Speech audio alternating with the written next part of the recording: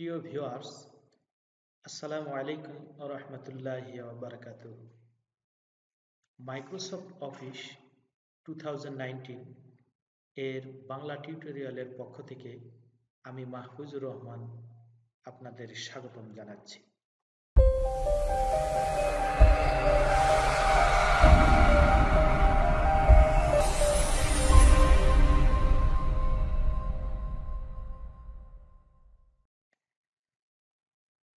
বন্ধুরা, আজকে আমি যে বিষয় নিয়ে আপনাদের মাঝে উপস্থিত হয়েছি সেটি হচ্ছে একটি এমসিকিউ প্রশ্ন টাইপ করতে গিয়ে যে গোল বৃত্তের মাধ্যমে ক, খ, গ, ঘ এই বর্ণগুলো লেখা যায় সে বিষয় নিয়ে আজকে আমি আপনাদের মাঝে উপস্থিত হয়েছি। এগুলো আমরা কিভাবে লিখতে পারি, ক, খ, গ বর্ণটি আমরা গোল বৃত্তের মাধ্যমে কিভাবে লিখতে পারি, এটি আজকে আমি আপনাদের দেখাবো। বন্ধুরা, চলুন আমরা কম্পিউটার স্ক্রিনে চলে যাই। কম্পিউটার স্ক্রিনে আমি একটি পেজ ওপেন করে রেখেছি। এই পেজটি আমি আপনাদের পেজ সেটআপ আজকে আর দেখাচ্ছি না, তবে এখানে আমি শুধু আপনাদের দেখাবো যে কিভাবে একটি বৃত্তের মধ্যে ক, খ, গ, ঘ বর্ণটি লেখা যায়। এর জন্য প্রথম আমাদের কাজ হচ্ছে, আমরা এই যে উপরে দেখতে পাচ্ছেন ইনসার্ট মেনু, ইনসার্টে একটি ক্লিক করবেন, তারপর শেপে একটা ক্লিক করবেন। এইখানে এসে রিসেন্টলি ইউজ শেপস, এখানে আমি যেগুলো ইতিপূর্বে ব্যবহার করেছি সেজন্য রিসেন্টলি এই ঘরে আছে। আমরা নিচের দিকে একটু যদি লক্ষ্য করি, দেখেন বেসিক শেপস, এখানে ওভাল, এই ওভালটা আমাদের প্রয়োজন। এটাকে আমরা নেব, নেওয়ার পরে শিফট চেপে ধরে আমরা একটা এইভাবে বৃত্ত একটি সার্কেল তৈরি করব। এই সার্কেলের মধ্যেই আমাদের ক, খ, গ, ঘ বর্ণটি লিখতে হবে। এই সার্কেলটাকে আমাদের প্রথমে কিছু কাস্টমাইজ করে নিতে হবে। সেই কাস্টমাইজটা হলো কি, এর উপর যখন আমরা ক বর্ণটি লিখব, তখন ক বর্ণটি লেখার জন্য আমাদের এই যে মাউসের যে অ্যারো চিহ্নটি দেখতে পাচ্ছেন, এই অবস্থায় আমরা কি করব, রাইট বাটন ক্লিক করে অ্যাড টেক্সট এইটাতে ক্লিক করব। করার পর আমরা এখন অভ্র বাংলা মুড চালু করে এখানে ফন্ট দিব হচ্ছে কালপুরুষ, দেওয়ার পর এখানে ক বর্ণটি লিখলাম। ক বর্ণটি লিখলাম, ঠিক আছে। এই ক বর্ণটি আমাদের হোয়াইট কালার, আর এই শেপের কালারটি হচ্ছে ফিল কালার। যখনই এই ফিলটাকে আমরা নো ফিল করে দেব, তখন ক বর্ণটি আর দেখা যাবে না। বিধায় ক বর্ণটিকে আমরা প্রথমে এই যে ফন্ট কালার যেখানে দেখা যাচ্ছে, এইখানে আমরা ক বর্ণের কালারটিকে ব্ল্যাক করে দেব। দেওয়ার পরে আমরা ক বর্ণটিকেই আগে কাস্টমাইজ করে নিই। এর জন্য আমাদের ফন্ট সাইজ করতে হবে 8,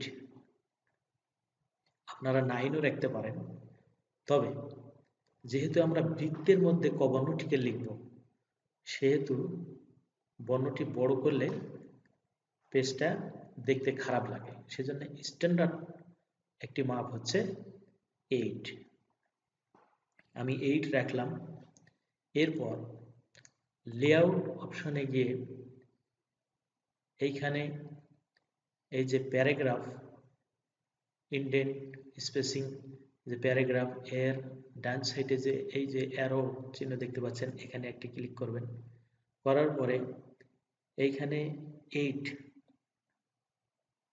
8টাকে আমরা 0 করে দেব, এবং এই জায়গায় কিছু পরিবর্তন করতে হবে। এখানে আমরা 0.7 করে দিলাম, দিয়ে ওকে করলাম।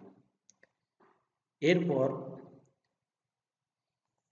এই যে শেপটা, এই শেপটাকে আমরা কিছু কাস্টমাইজ করব। সেটা হচ্ছে এই শেপের উপর মাউসের কার্সর রেখে আমরা শেপের জন্য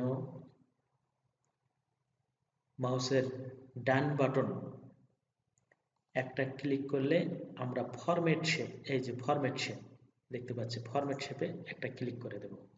দেওয়ার পর এখানে দেখতে পাচ্ছেন যে ফিলে একটা ক্লিক করব। ফিলটাকে আমরা নো ফিল করে দিলাম। দেখেন এখন কবর্ণটি কিন্তু আর হারাই যায়নি। যদি আগে কবর্ণর কালারটা যদি হোয়াইট থাকতো তাহলে কবর্ণটা আমরা চিনতে পারতাম না। এই জন্য আমরা আগেই কবর্ণটিকে ব্ল্যাক করে নিয়েছি, নো ফিল করে দিলাম। আর লাইনে এসে এই যে দেখতে পাচ্ছেন লাইনে এসে এটাকে আমরা লাইনের কালারটা ব্ল্যাক করে দিলাম। এবং ওয়েট যেটা দেওয়া আছে 1 pt, এটাকে আমরা 0.5 করলাম। এরপর ফরম্যাট শেপের আন্ডারে এখানে যে টেক্সট বক্স দেখতে পাচ্ছেন, টেক্সট বক্সে একটা ক্লিক করলাম। করার পরে টেক্সট বক্সে এই যে ভার্টিক্যাল অ্যালাইনমেন্ট, টেক্সট ডিরেকশন, এটা যা আছে ডিফল্ট ভাবে তাই থাকবে। আর এই যে দেখতে পাচ্ছেন এই জায়গার মধ্যে left margin, right margin, top margin,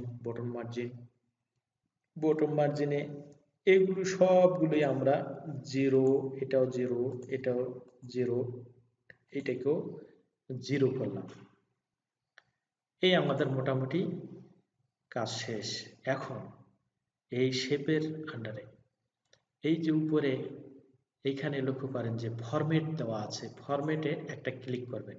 করার পরে এই জায়গায় হলো আমাদের মেন কাজ। এটাকে আমরা রাখবো 0.40 দিয়ে এন্টার। এরপর এইখানে আমরা এটাকে রাখবো 0.40 দিয়ে এন্টার। যেহেতু ভার্টিক্যাল এবং হরিজন্টাল আমাদের দুটোই সমান রাখতে হবে, সেজন্য দুটোরই মাপ আমি একই দিলাম। আপনারা 13ও দিতে পারেন, 14ও দিতে পারেন, 12ও দিতে পারেন, 15ও দিতে পারেন। তবে যেটা সঠিক মাপ আপনাদের পছন্দ অনুযায়ী আপনারা সেটাই দিতে পারেন, সমস্যা নেই। বন্ধুরা, এই আমাদের কবর্ণটি হয়ে গেল। বৃত্তের মধ্যে আমরা অতি সহজে কিভাবে কবর্ণটিকে আমরা লিখে ফেললাম। এখন এর উপর যদি আমরা একটা ক্লিক করি তাহলে এই যে এরকম একটি আইকন দেখা যাচ্ছে। এটা কিন্তু আমি অফিস 2019 এটা ইউজ করছি বিধায় এটাকে আমি দেখতে পাচ্ছি, কিন্তু এটা ধরে আমি এভাবে মুভিং করতে পারছি। কিন্তু আপনারা যদি 2007 অথবা 13 অথবা 16 এই সমস্ত অফিস ব্যবহার করে থাকেন তাহলে ওগুলোতে এইভাবে পাবেন না। আমি সবসময় আপডেট ভার্সন ইউজ করি।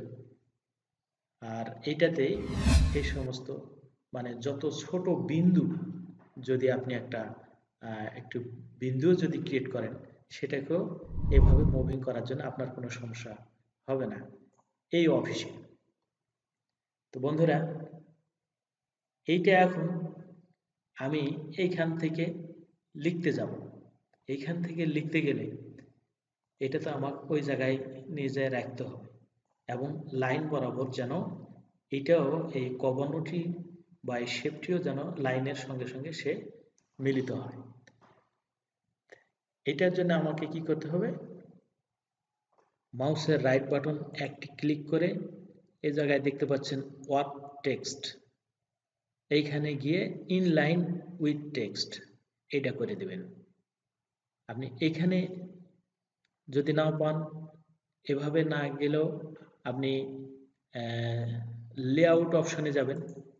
লেআউটে গিয়ে এখানে এই যে ওয়ার্ক টেক্সট, এখানে গিয়ে ইনলাইন উইথ টেক্সট এভাবে করলেও আপনি পারবেন। এখন এই ক বর্ণটি আসলে আমাদের মিডল সেন্টারে আছে কিনা এটা লক্ষ্য রাখবেন।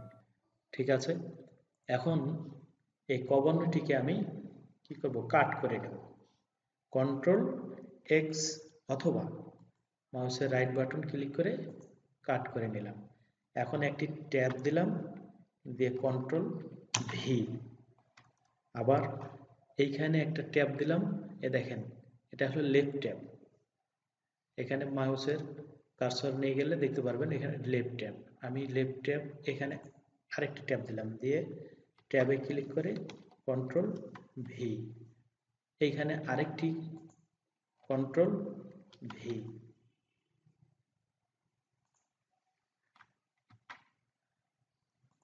আবার এইখানে আরেকটি দিলাম, ট্যাব দিলাম কন্ট্রোল ভি। এখন আমাদের প্রধান কাজ হচ্ছে যে প্রথমটা ছিল কি ক, এইটাকে খ করতে হবে।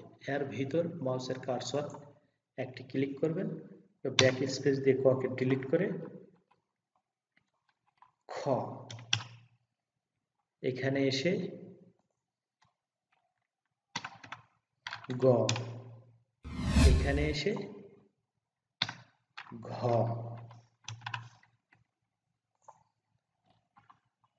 এই ক খ গ ঘ, এইভাবে আমরা একটি বহু নির্বাচনী প্রশ্ন টাইপ করতে পারি। আমরা দেখেন, এন্টার দিলাম, আবার 2 নম্বর দিলাম, 2 নম্বর দিয়ে ট্যাব দিলাম, দিয়ে এখানে একটা অন্য প্রশ্ন লিখলাম, এখানে একটা অন্য প্রশ্ন কিছু লিখলাম, লেখার পরে আবার এন্টার দিলাম, দিয়ে আবার ট্যাব দিলাম, দিয়ে এখন দেখেন আমি এইখান থেকে কপি করব, এইখান থেকে এই পর্যন্ত কন্ট্রোল সি দেওয়ার পরে এখানে এসে কন্ট্রোল ভি, দেখেন ঠিক পজিশন মতো সেট হয়ে যাচ্ছে। এখানে 3 নম্বর দিলাম, ট্যাব দিলাম, এখানে একটা প্রশ্ন লাইন লিখলাম, লেখার পরে আবার এন্টার দিলাম, ট্যাব দিলাম, কন্ট্রোল ভি। এভাবে আমরা একটি বহু নির্বাচনী প্রশ্নপত্র টাইপ করতে পারি। এর মাঝখানে এখানে আপনি যা প্রশ্নের উত্তর, এই অপশনগুলো আপনি এর মধ্যে লিখতে পারবেন। এই ছিল আজকের আমার এই টিউটোরিয়াল। বন্ধুরা, আমার এই ভিডিওটি যদি আপনাদের একটু ভালো লেগে থাকে তাহলে please hit the subscribe button এবং কমেন্ট বক্সে কমেন্ট করে জানাবেন ভিডিওটি কেমন লেগেছে। যদি কোনো সমস্যা হয় কমেন্ট বক্সে কমেন্ট করে জানাবেন, ইনশাল্লাহ আপনাদের সমাধান দেওয়ার চেষ্টা করব। এই প্রত্যাশায় আমি আজকের মতো শেষ করলাম। খোদা হাফেজ।